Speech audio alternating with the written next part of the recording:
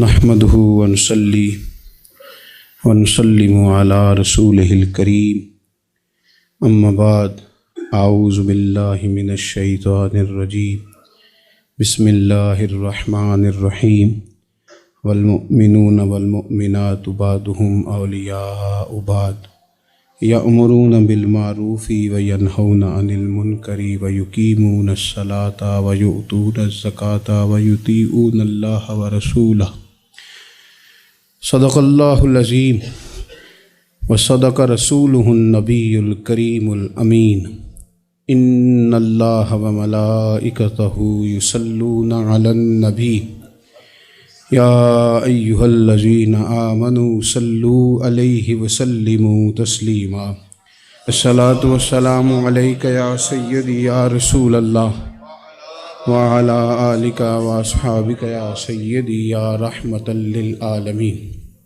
حمد و صلاۃ کے بعد دوستو، بزرگوں اور بھائیوں، انسان معاشرے میں جب جنم لیتا ہے، پیدا ہوتا ہے اور پھر وہ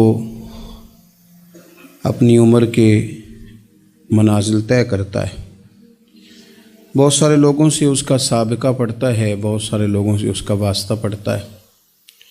بچپن سے لے کر تا وقت انتقال وہ جتنے لوگوں سے ملتا ہے، جتنے لوگوں کے ساتھ وقت گزارتا ہے، ان تمام کی شخصیات اس پر کچھ نہ کچھ اثر چھوڑتی۔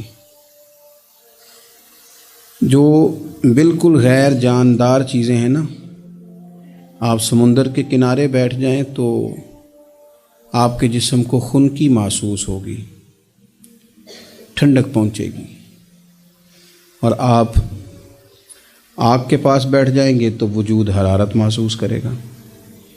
انسان کا وجود ظاہری طور پر بھی اور باطنی طور پر بھی باہر کا خارجی اثر قبول کرتا ہے۔ اب بہت سارے لوگ ہیں جو یہ کہتے ہیں کہ میں بڑا پکا ہوں، مجھ پر کسی بات کا اثر نہیں ہوتا۔ یہ بات بہت زیادہ درست نہیں ہے۔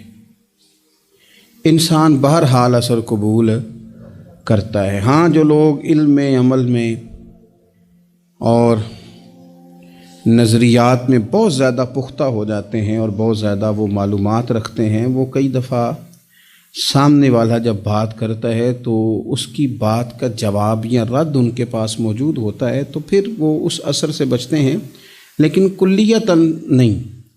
بہرحال کچھ نہ کچھ اثرات عام لوگوں پر، میں کہہ چکا ہوں کہ جو اسپیشلسٹ لوگ ہیں کسی بھی معاملے میں وہ تو بچ جاتے ہیں، لیکن عام لوگ بہرحال اثر قبول کر لیتے ہیں۔ اللہ تبارک و تعالیٰ نے نا اپنے بندوں کی اس کمزوری پر بھی اپنے بندوں کو یہ رہنمائی کی ہے کہ چونکہ تم نے اثر قبول کرنا ہے، لہذا اس طرح کرنا کہ سالے نیک لوگوں کی صحبت میں بیٹھنا، اور جو برے لوگ ہوں ان سے خود بخود پرہیز کرنا، ان کے پاس ہی نہ جانا۔ ضروری نہیں ہے کہ بچے کو آگ جلا ہی دے، لیکن بچہ چونکہ اس کا اثر لے لے گا، وہ اسے پتہ نہیں کہ وہ آگ ہے، لہذا اس کی ماں اسے نصیحت کرتی ہے کہ بیٹا تو آگ کے پاس جا ہی نہ، ایسا نہ ہو کہ تو چلا جائے اور تیرے لیے بہت زیادہ نقصان کا باعث یہ چنگاریاں بن جائیں۔ اللہ تبارک و تعالیٰ نے نا ہمیں صالحین کی صحبت اختیار کرنے کا کہا اور برے لوگوں سے بچنے کا کہا،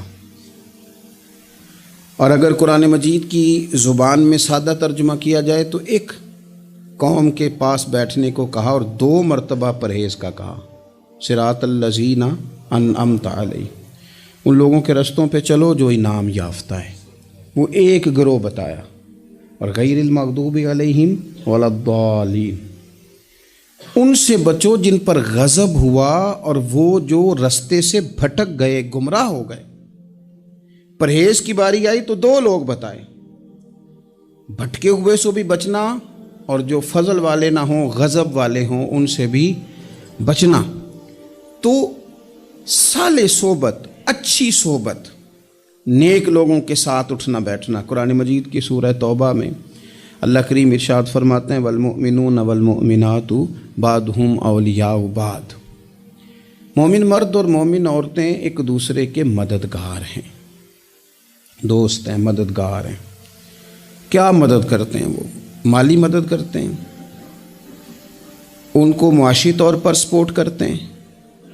نہیں، ارشاد فرمایا یأمرون بالمعروف وینہون عن المنکر، وہ نا بھلائی کا حکم دیتے ہیں اور برائی سے منع کرتے ہیں، یہ والی مدد کرتے ہیں ایک دوسرے کی، یہ مومنوں کا کمال ہے۔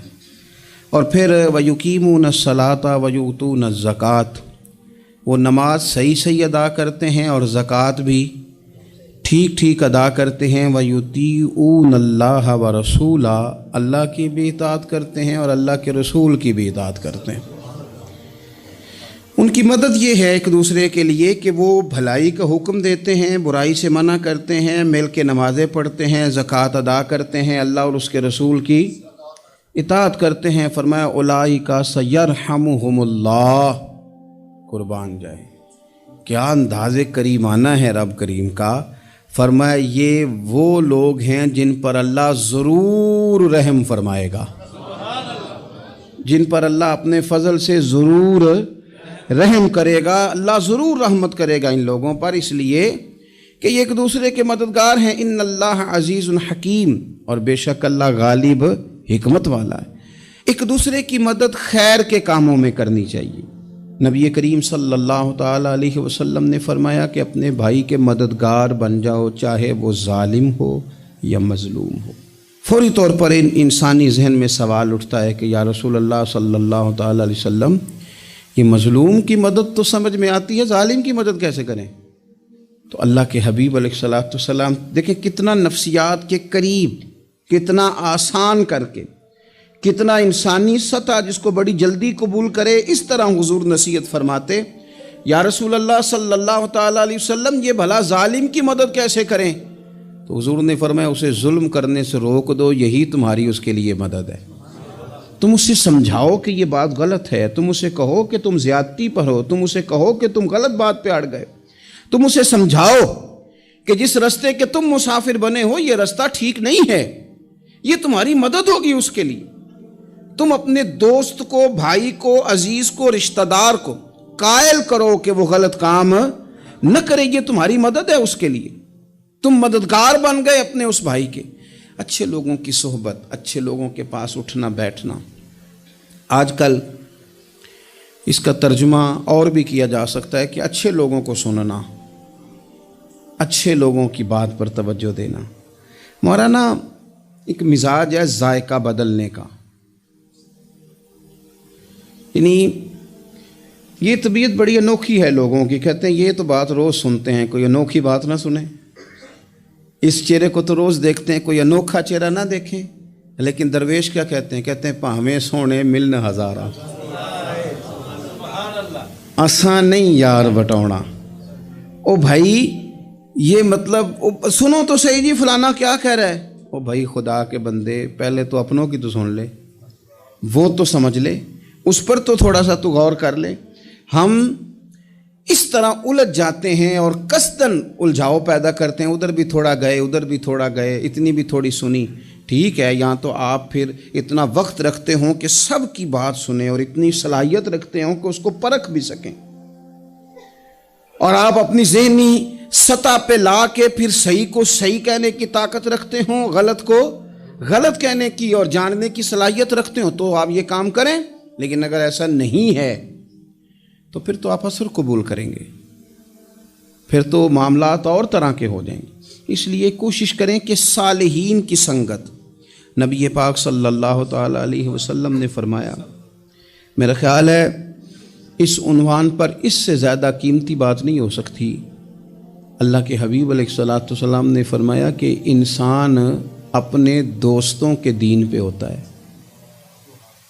اوئے ہوئے، اتنی بڑی بات فرمایا، انسان اپنے دوستوں کے مذہب پر ہوتا ہے، اس لیے سوچ کے بنایا کرو کہ یار کسے بنا رہے ہو، غور کر لو، اس کو دوستی کو، یارانے کو، اٹھنے بیٹھنے کو معمولی سا کام نہ سمجھنا، آنے جانے کو، سفر کرنے کو معمولی سا کام نہ جاننا۔ بندہ اپنے دوستوں کے مذہب پہ ہوتا ہے، اس کے منہ میں زبان اپنی ہوتی ہے۔ اکثر لوگ ایسے ہوتے ہیں ان کے منہوں میں زبان اپنی ہوتی ہے، لفظ اپنے نہیں ہوتے، جملے کسی اور کے بول رہے ہوتے ہیں۔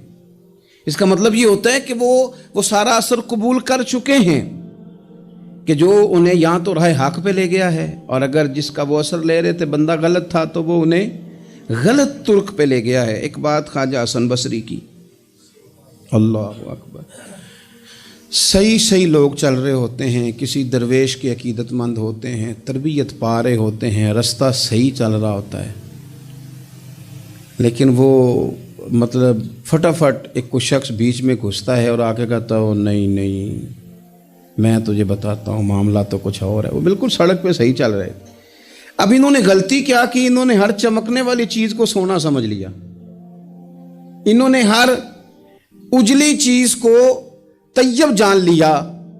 حضرت خواجہ حسن بصری فرماتے ہیں بروں کی صحبت میں نہ بیٹھنا، بروں کی صحبت تجھے اچھوں سے بدگمان کر دے گی، وہ تیرے ذہن میں اچھوں کے بارے میں۔ حضرت پیر چنن شاہ صاحب رحمۃ اللہ تعالیٰ علیہ آل و مہار شریف والے، حضرت پیر چنن شاہ صاحب رحمۃ اللہ علیہ کے پاس نا ایک نوجوان آیا تو پیار ہو گیا، وہ بیٹھنے لگا، طریقت سیکھنے لگا۔ وہ لوگ بھی بڑے خالص تھے، انہیں مریدوں کی صورت میں طاقت نہیں چاہیے ہوتی تھی، بلکہ انہیں مریدوں کی صورت میں وہ لوگ چاہیے ہوتے تھے جو ان کا پیغام آگے پہنچائیں، جو ان سے وہ سیکھیں، جو وہ سکھا کے انہیں دیندار بنانا چاہتے ہیں۔ تو بچہ بیٹھ گیا، حضرت بھی بڑا ہی پیار کرنے لگے، اسے دین سمجھانے لگے۔ تو اس کے والد صاحب پیچھے سے آئے اور آگے کہنے لگے پتر چل گھر چلیے۔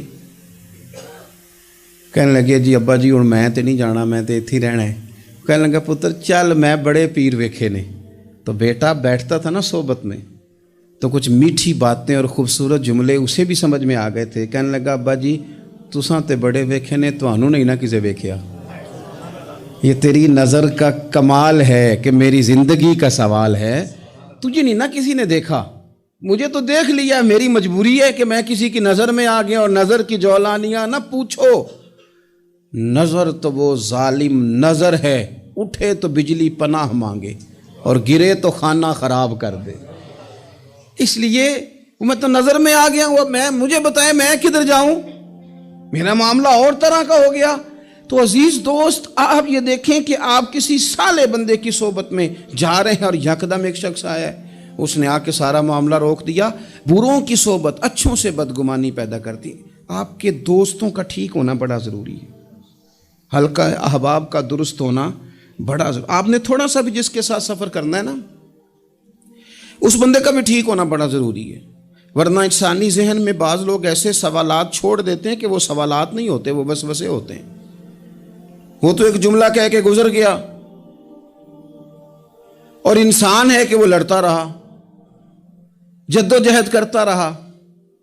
مجھے بڑی اچھی طرح بات یاد ہے، میں اپنے احباب میں سے سمجھ لیں یا بہن بھائیوں میں سے نہ کسی کے ساتھ کو تھوڑا بہت خیر کا کام کرتا تھا اپنی توفیق کے مطابق۔ تو ایک دن میں دوبارہ سے اسی سلسلے میں اپنی خدمت کے لیے حاضر ہوا تھا، تو میں واپس لوٹا تو ایک صاحب مجھ سے کہنے لگے کنا کچھ تو سائیں پار چانا ہے، دیکھ رہے ہیں سالوں گزر گئے۔ میں آپ کو اپنی بات بتاتا ہوں، تو واقعی میرا ذہن الجھنے لگ گیا۔ واپس آنے تک میں نے کہا یار یہ کب تک، یعنی کہ تو ہر روز کوئی نہ کوئی بات سنا دیتے ہیں کہ فلانی بھی مجبوری ہے، فلانی بھی، کب تک یہ کرنا ہے؟ میرا ذہن خاصا الجھ گیا اور میں بڑی عجیب سی کیفیت میں چلا گیا۔ میں اسی پریشانی کے عالم میں تھا کہ میں نے طبقات امام شورانی کھولا، ویسے ہی بائی دوے تو سامنے ایک بزرگ کا قول آ گیا۔ وہ کہنے لگے یاد رکھنا بندے بندوں کے محتاج نہیں، بندے رب کے محتاج ہیں، اور اگر کوئی بندہ کسی کا بھلا کرتا ہے نا تو بس اللہ نے اس کی ڈیوٹی لگائی ہے، باقی دے اللہ ہی راہ ہے، بندے بندوں کے محتاج۔ اگر کوئی بندہ کسی کو کچھ دیتا بھی ہے تو وہ اللہ کی دی ہوئی ڈیوٹی سر انجام دیتا ہے۔ بندے او ہو میرا تو رو رو کے برا حال ہو گیا، اور میں نے کہا تو کیا سوچنے لگ گیا تھا، تو کچھ ہے، میں مسکین پرانا خادم کسے در ملی نہ ٹوئی، تے واصف یار نے نظر جو کیتی تے واصف ہی ہوئی۔ وہ پتہ سارا ہے نا سردار نو کیتیاں دا، اے دا پردہ چپایا ہی چلو بھلا ہو سی۔ الجھے نہیں، لوگ الجھا دیں گے آپ کو، چھوٹی سی بات کریں گے آپ الجھ جائیں گے، آپ کہیں گے اوہ میری وجہ سے چل رہا، تیری وجہ سے کچھ بھی نہیں چل رہا، کچھ بھی نہیں تیری وجہ سے چل رہا۔ بڑے بڑے تھے جو قبروں میں لیٹ گئے، ہوئے نامور بے نشاں کیسے کیسے، اور زمیں کھا گئی نوجوان کیسے کیسے۔ کہاں میرے بھائی کسی کی وجہ سے نہیں، یہ نظام میرے رب کا ہے اور میرے مالک کی قدرت سے چل رہا ہے، یہ نبی کریم علیہ السلام کی نگاہ کرم سے چل رہا ہے۔ اس لیے الجھے نہیں، آپ کو لوگ الجھائیں گے، کہیں گے کب تک جی آپ تو فلانا تو بس ایسے ہوگا، نہ نہ نہ، الجھے نہیں، کبھی نہیں الجھے۔ سنیں، ہمارے ارد گرد کے حلقہ یا احباب کا ٹھیک ہونا اتنا ضروری ہے، اتنا ضروری ہے کہ داتا گنج بخش علی اجویل رحمۃ اللہ علیہ فرماتے ہیں کہ مکہ معظمہ میں ایک شخص طواف کعبہ کر رہا تھا۔ بڑے سارے لوگ کہہ دیتے ہیں دعا میں یاد رکھنا، دعا میں یاد رکھنا، تو وہاں نا اپنی طلب اتنی زیادہ ہوتی ہے کہ وہ بندہ مطلب خزانے کے سامنے کھڑا ہے تو وہ کہتا ہے یہ بھی اپنے لیے لے لوں، یہ بھی اپنے لیے لے لوں، یہ بھی اپنے لیے لے لوں۔ ہوتے ہیں کچھ لوگ جن کو مطلب جو نظروں سے ہٹتے نہیں تو بندہ ان کے لیے دعا کرتا ہی رہتا ہے، لیکن زیادہ نہیں، میں آپ کو صحیح کہہ رہا ہوں، کم لوگ ہوتے ہیں۔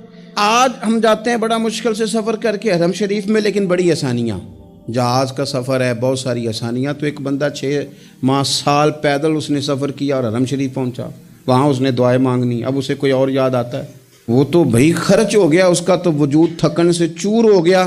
لیکن داتا صاحب رحمۃ اللہ علیہ فرماتے ہیں اس شخص کا حال یہ تھا کہ وہ حج کرنے گیا، جتنی بار بھی دیکھا نا کعبے کا طواف کر رہا ہے، غلاف پکڑا ہے، اور کیا پتہ کیا آ رہا ہے، یا اللہ میرے دوستوں کو ٹھیک کر دے، یا اللہ میرے دوستوں کی اصلاح کر دے، یا اللہ میرے دوستوں پہ فضل فرما دے، یا اللہ جو میرے ارد گرد رہنے والے ہیں انہیں اپنا قرب دے دے، ان کا رستہ آسان کر دے۔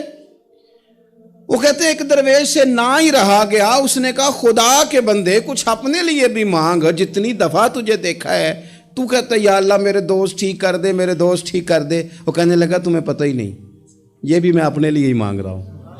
اس نے کہا اپنے لیے کس طرح مانگ رہا ہے؟ کہنے لگا وہ ٹھیک رہیں گے نا تو پھر میں بھی ٹھیک ہی رہوں گا، جب چاروں جانب سے مشورہ ہی خیر کا ملے گا تو میں کیسے بگڑوں گا؟ جب وہ سارے مجھے اچھی رائے دیں گے اور اچھی طرف ہی قائل کریں گے تو کیسے کام خراب ہوگا؟ تو میں بالواسطہ اپنے لیے ہی اللہ سے سوال کر رہا ہوں کہ یا اللہ انہیں سوار دے تاکہ میرا بھی فائدہ ہو جائے۔ اپنے حلقہ اثر میں ایک تو خود اچھی بات کریں، بری نہ کریں، اور دوسرا نا کوشش کریں کہ ایسے لوگوں کے پاس جا کے بیٹھیں، اور جا کے بیٹھنے کے لیے بھی نا انسان کا پہلے ارادہ، پہلے نیت۔ ہم جب کسی جگہ جاتے بھی ہیں تو ہماری نظریں اتنی طائرانہ پہلے پڑتی ہیں، اتنی تنقید کرتے ہیں، پہلے ہم نے اپنے ذہن میں جو خاکہ بنایا ہوتا ہے نا کسی کا، پہلے اس میں اسے تولتے ہیں، پہلے ہم پوری طرح نچوڑ کے دیکھتے ہیں کہ کون سی چیز صحیح ہے اور کون سی غلط ہے۔ اس ذائچے میں اگر کوئی پھر بھی پورا اتر آئے، پھر بھی اس کی کہی ہوئی باتوں کو اس ذوق سے قبول نہیں کرتے۔ جب آپ کا سیکھنے کا مزاج ہے تو پھر تو ہمیں کہا گیا کہ یہ علم، یہ معرفت، یہ تو مومن کی گم شدہ میراث ہے، مومن کی ہے، اس سے گم ہو گئی ہے، جہاں سے ملے وہاں سے حاصل کرو۔ خیر کی بات آپ ذہن بنائیں، اچھا گمان کریں کہ یار میں نے سیکھنا ہے، تو آپ طالب علم سے بھی سیکھ لیں گے، چھوٹے بچے سے بھی سیکھ لیں گے۔ اگر آپ کا ذہن ہے اور اگر یہ نہیں ہے تو پھر میرے بھائی اینک اتنی تگڑی ہے، اتنی سخت ہے کہ اس کے شیشوں پر کوئی پورا اتر سکتا ہی نہیں، تو پھر کس طرح سیکھیں گے؟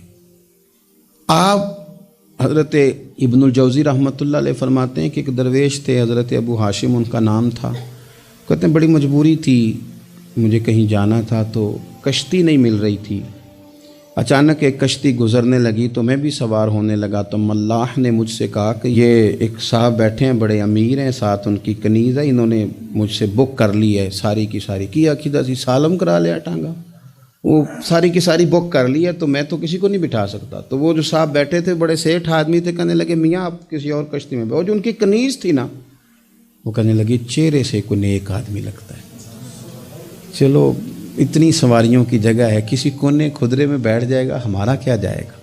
کہا اچھا چلو آ جاؤ۔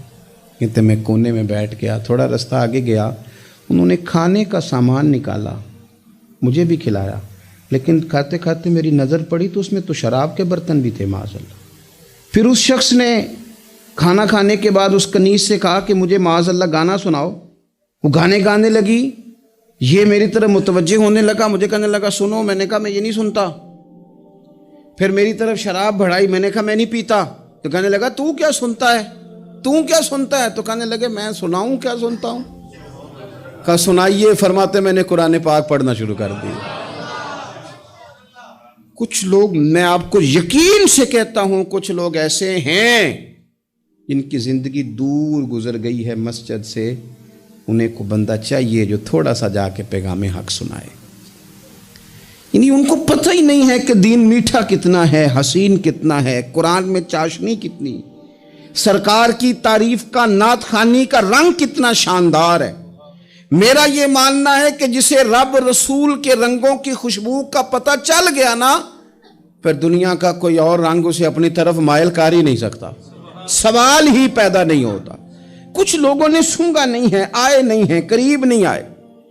تو شیخ ابو ہاشم کہتے ہیں، مجھے کہنے لگا سناؤ نا، امیر آدمی تھا، کبھی اس طرف گیا ہی نہیں تھا، ڈھیروں لوگ ہیں جو نہیں مسجد جاتے۔ الہاکم التکاثر حتی زرتم المقابر، اللہ فرماتے ہیں کہ تمہیں دولت کی ہرس نے اتنا عجیب الجھا دیا کہ قبروں تک پہنچ گئے تم۔ بہت سارے لوگ ہیں قبر میں چلے جاتے ہیں، مسجد میں نہیں آتے۔ تو کہتے ہیں میں نے اسے چند آیتیں سنائیں، اس کی تو کیفیت ہی بدل گئی۔ کہنے لگا مولانا زندگی بڑی گناہوں میں گزری ہے، اب توبہ کر لوں تو مالک معاف کر دے گا؟ کارنامے خطرناک ہیں، پیچھے رجسٹر کالا سیاہ، معافی ہو جائے گی۔ دولت بڑی تھی تو پھر ہم نے بھی شراب کباب شباب میں اڑا دی ساری، معاف کر دے گا؟ تو کہتے ہیں میں نے کہا ہو بندے کے آنے کی دیر ہے، اس کی رحمت تو فوراً ہی قبول کر لیتی ہے۔ ویسے بھی عدل کریں تے تھر تھر کمبن، اونچیاں شانہ والے تجھے فضل کریں تے پھر تے بخشے جامن میرے جے منہ کالے۔ کہتے اس نے اس کنیز کو آزاد کیا، دولت اللہ کی راہ میں خیرات کی، 40 سال میرے ساتھ رہا، پھر میں نے اس کی زبان سے سوائے خیر کے جملہ نہیں سنا۔ ایک کی بات کرتا تھا، کہتا تھا شیخ کاش آپ مجھے تھوڑا پہلے مل جاتے، زندگی سے یہ گلہ ہے کہ تو ذرا دیر سے ملا ہے، پہلے مل جاتے نا تو شاید میری زندگی کچھ اور دن بن جاتے، تھوڑی دیر اللہ والے کی صحبت۔ آپ فرماتے ہیں پھر وہ 40 سال کے بعد میرے سامنے انتقال ہوا، میں نے ہی دفن کیا، میں نے ہی قبر میں اتارا، جنازے کا اہتمام بھی میں نے ہی کیا۔ میرا یار تھا، دل لگ گیا تھا، پیار ہو گیا، میں پریشان رہتا۔ ایک دن خواب میں مل کے مجھے کہنے لگا فکر نہ کر، میں نے اپنے رب کو بڑا ہی مہربان پایا ہے، میں نے اسے بڑا کریم پایا ہے، معاف کرنے والا پایا ہے، درگزر کرنے والا پایا ہے، اس نے فضل فرما دیا، میرے گناہوں پر اس کے عفو و درگزر کا قلم چل گیا ہے، اور میرے حق میں جو فیصلہ آیا ہے وہ رحمت والا ہی آیا ہے، فضل والا ہی فیصلہ آیا ہے۔ عزیز دوستو، تھوڑی دیر کسی نیک آدمی کی صحبت، ایک تو یہ ہے کہ وہ صحبت تقوی کی طرف مائل کرے گی، تو برے آدمی کی صحبت نا آپ کی طبیعت میں ہیجان پیدا کرے گی، ہیجان۔ وہ لوگ ہی ہوتے ہیں جو مل کے کہتے ہیں چھوڑ ساری دنیا داری ہے، پیسے ہوں تو سارے ٹھیک ہیں۔ یہ لوگ ہی ہیں جو یہ سبق بھی پڑھاتے ہیں، وہ لوگ ہی ہیں وہ کہتے ہیں چھوڑ یار، کون سے درویش، کون سے مولوی، کون سے دیندار، سب اسی طرح کے ہی ہیں۔ یہ لوگ ہی ہیں جو کہتے ہیں چھوڑو میاں تم کس چکر میں پڑ گئے، ابھی تو اتنی عمر پڑی ہے۔ یہ سب چیزیں ہیں۔ ہمارے صاحب رحمۃ اللہ علیہ ارشاد فرمایا کرتے تھے کہ بڑے بڑے گھروں کے مہمان نہ بننا، ورنہ بڑے بڑے اونچے اونچے مکان تمہارا بھی دل چاہے گا، کبھی میرا بھی اس طرح کا گھر ہو جائے نا۔ بڑے بڑے اونچے اونچے منصب دار لوگوں کے پاس نہ جانا، ورنہ تمہارا خیال بڑھے گا۔ دعوت کے لیے جانا، پیغام حق کے لیے جانا، وہ معاملہ ایک الگ ہے، لیکن اس شوق سے جانا کہ یہ بڑا آدمی ہے، فرمایا تمہارے لیے مشکل ہو جائے گی۔ تمہارا دل کہے گا کہ تو اتنے بڑے گھر میں کیوں نہیں رہ سکتا۔ اور پھر میں نے یہ بھی دیکھا ہے کہ بڑے بڑے خیر والے لوگ تھے لیکن صحبت بری مل گئی، لوگ نہیں ٹھیک مل سکے، مشیر نہیں ٹھیک مل سکے، معاونین نہیں ٹھیک مل سکے، رستے میں رہ گئے۔ صحیح بخاری میں ایک بادشاہ کا واقعہ ہے، بادشاہ کا۔ میں نے جب اسے پڑھا تو میں حیران ہی رہ گیا کہ یہ جو مشیر وزیر ہوتے ہیں یہاں تک لے جاتے ہیں بندے کو۔ ہمارے ایک وزیر صاحب نے تھوڑے دن پہلے کہا ہے بیچارے نا خبروں پہ رہنے کے لیے اس طرح کی شرارتیں کرتے ہیں۔ اس کی وجہ یہ ہوتی ہے کہ ملک کا نظام تو چلتا نہیں، تو پھر وہ چاہتے ہیں کچھ لوگوں کو ادھر الجھا دو تاکہ وہ اصل سے ان کی توجہ ہٹ جائے۔ انہوں نے کہا جی قائد اعظم اسلامی ملک نہیں بنانا چاہتے تھے، تو کون سا بنانا چاہتے تھے؟ پاکستان کا مطلب کیا؟ لا الہ الا اللہ محمد رسول اللہ صلی اللہ علیہ وسلم۔ میں آپ کے جواب میں صرف اتنی بات کہوں گا کہ جو پاکستان بنانے والے تھے نا، وہ آپ کی طرح کے لوگ نہیں بنانا چاہتے تھے، آپ کی طرح کے لوگوں کے حوالے نہیں کرنا چاہتے۔ ہمارے لیڈروں کا یہ حال ہے کہ اس طرح کے لوگوں کو مشیر بنا لیتے ہیں، وزیر بنا لیتے ہیں۔ یہ کتنی رکاوٹ پیدا کرتے ہیں، کتنی تباہی کرتے ہیں۔ دیکھیے بخاری میں موجود ہے، ہرقل بادشاہ نے حضرت ابو سفیان رضی اللہ تعالیٰ عنہ، جو اس وقت ابھی کلمہ نہیں پڑھتے تھے، ان کو بلا کے نبی پاک علیہ السلام کے بارے میں ساری باتیں پوچھی، ایک ایک بات اس نے حضور کے بارے میں پوچھی، اور آخر میں یہ بھی پوچھا کہ کیا انہوں نے معاذ اللہ کبھی جھوٹ بولا ہے؟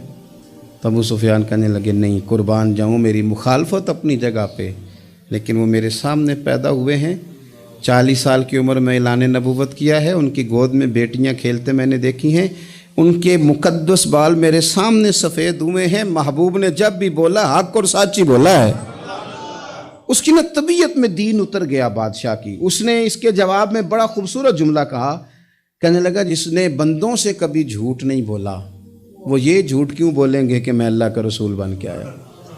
اس کی طبیعت تسلیم کر گئی کہ نبی پاک علیہ الصلوۃ والسلام سچے اور آخری نبی ہیں، اور اس نے اظہار بھی کیا، کہنے لگا مجھے یہ تو امید تھی کہ اللہ کے آخری محبوب علیہ السلام اپنی شانوں، عظمتوں، رفعتوں، بلندیوں سمیت تشریف لانے والے ہیں، پر یہ نہیں پتہ تھا کہ وہ اہل عرب میں سے آئیں گے۔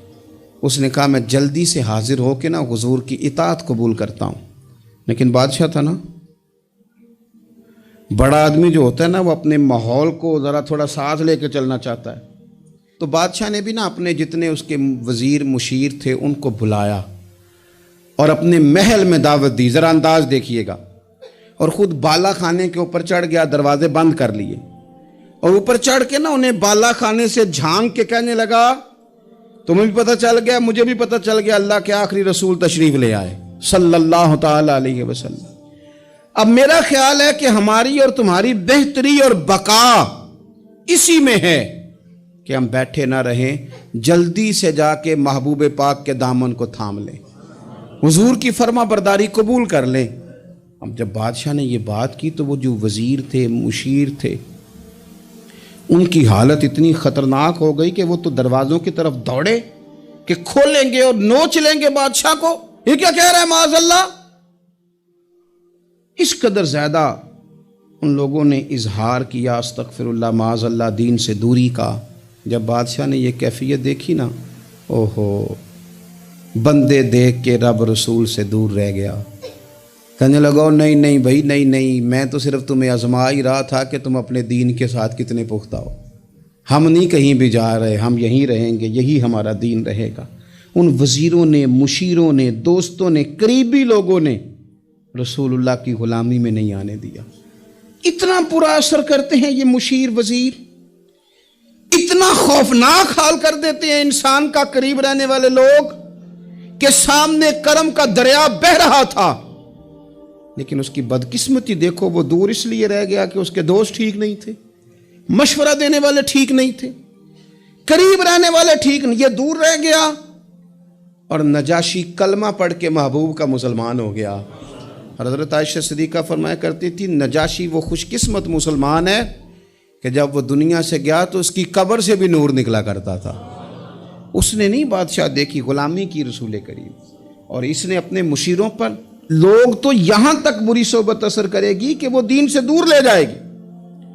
اور ایک تو ہے دین کے قریب آنا، یہ جو بات آخر میں کرنے لگا ہوں نا، یہ زیادہ توجہ طلب ہے۔